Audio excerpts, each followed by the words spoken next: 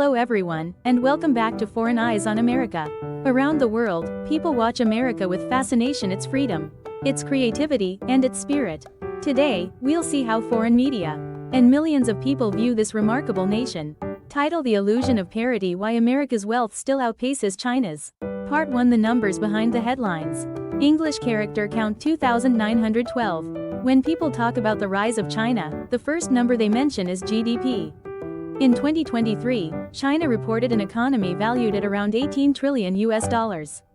America, by comparison, reached nearly $27 trillion. At first glance, it looks as if China has already caught up.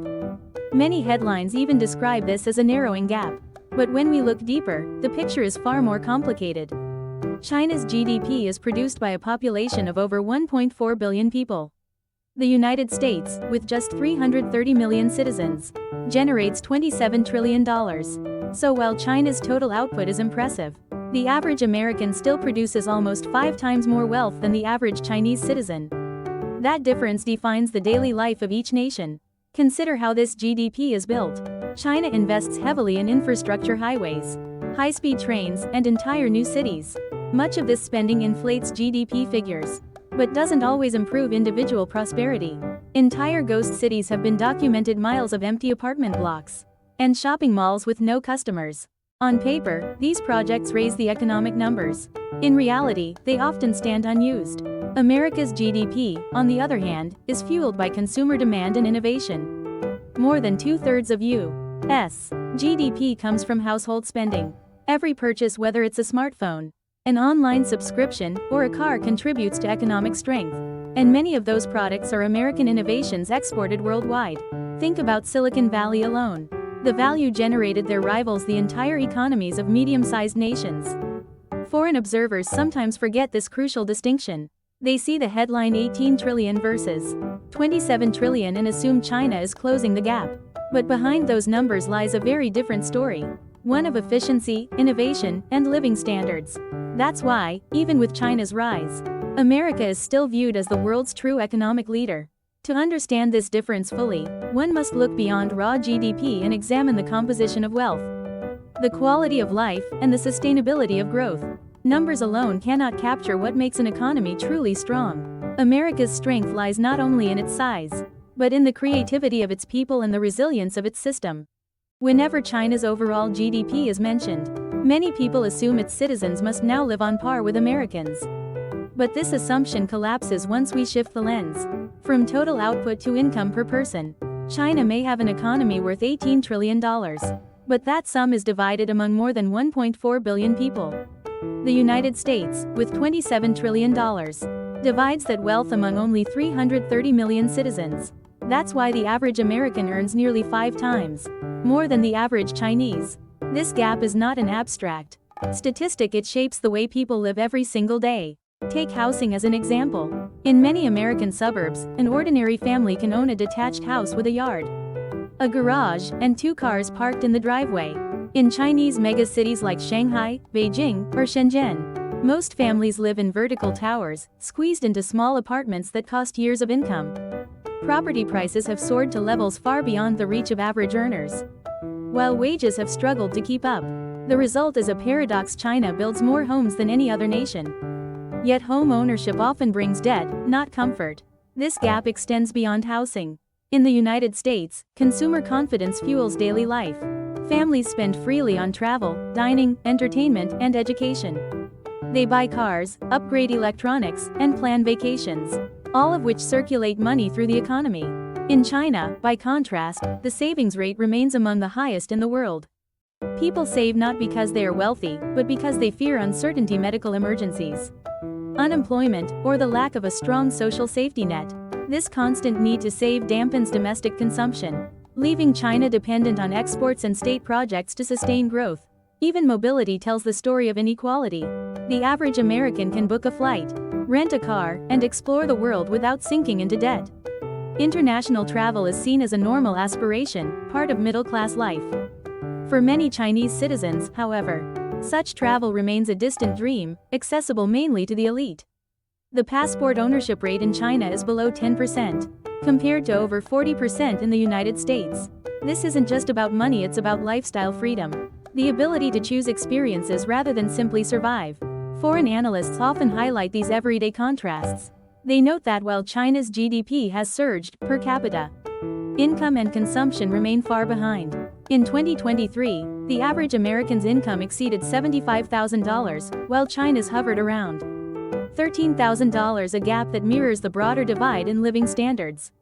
A Chinese citizen might enjoy new infrastructure and digital conveniences, but their financial freedom, purchasing power, and leisure time still fall short of American levels.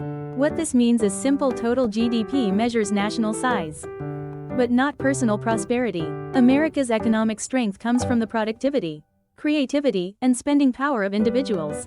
China's economy, though massive, is still driven by centralized investment and state planning. Until ordinary Chinese citizens feel the same level of financial security and freedom as their American counterparts, the catching up narrative remains misleading. Yes, China has risen remarkably fast. It has lifted hundreds of millions out of poverty and built modern infrastructure at record speed. But prosperity is more than skylines and statistics, it's about quality of life. On that measure, the United States continues to stand a generation ahead. As the global spotlight shifts toward Asia, one question dominates every economic debate. Can China ever truly surpass the United States? At first glance, it seems inevitable. The country's massive population, industrial base, and growing technological ambition point to unstoppable momentum. Yet beneath the surface, deep structural challenges persist, ones that raw GDP growth cannot fix. China's growth model has relied heavily on investment, exports, and government direction. For decades, this formula worked brilliantly. High-speed rail networks, gleaming skyscrapers, and vast manufacturing hubs became symbols of success. But as economists often say, what lifts a nation from poverty cannot necessarily lift it into prosperity. The very engines that once powered China's miracle are now creating bottlenecks. Overcapacity, local government debt, and a shrinking workforce threaten long-term stability. The demographic problem is particularly severe, with one of the world's lowest birth rates and a rapidly aging population. China faces a future where fewer workers must support more retirees. By 2035, more than 1 in 4 Chinese citizens will be over 60. This demographic shift will strain pensions, healthcare, and productivity, all key pillars of sustainable growth. In contrast, America's relatively young and diverse population continues to drive innovation and entrepreneurship. Immigration, though politically divisive, remains a vital source of energy for the U.S. economy. Innovation is another dividing line. China has made remarkable advances in fields like renewable energy, 5G, and electric vehicles. Yet much of its technology still depends on imported components and foreign intellectual property. American universities, venture capital systems, and global brands continue to set the pace in frontier industries: AI, biotechnology, aerospace, and software. Silicon Valley's ability to attract global talent remains unmatched, while China's regulatory environment often stifles private creativity in favor of political control. Then there is the question of trust, an invisible but powerful asset. Investors, consumers, and innovators thrive in systems where rules are transparent and rights are protected. America's institutions, for all their flaws, offer that stability. China's financial markets, on the other hand, are still viewed with caution. Sudden regulatory crackdowns and opaque decision-making have shaken confidence at home and abroad. Economic power cannot endure without the trust that sustains it. None of this means China is destined to fail. Its people are industrious, its companies increasingly global, and its ambitions vast. But catching up to the United States requires more than fast growth. It demands freedom, innovation, and trust. These are qualities that can't be built overnight, nor commanded from above. They grow slowly, through openness and resilience. So, can China ever close the gap? Perhaps someday. But for now, America's lead is not merely economic, it is institutional and cultural. The true measure of wealth lies not in GDP charts, but in opportunity, creativity, and confidence in the future. On those fronts, the United States still stands as the world's benchmark. From Tokyo to Paris, from Seoul to London, the world keeps watching America. Because no matter where you are, the American story still inspires. Thanks for watching Foreign Eyes on America. Don't forget to like and subscribe.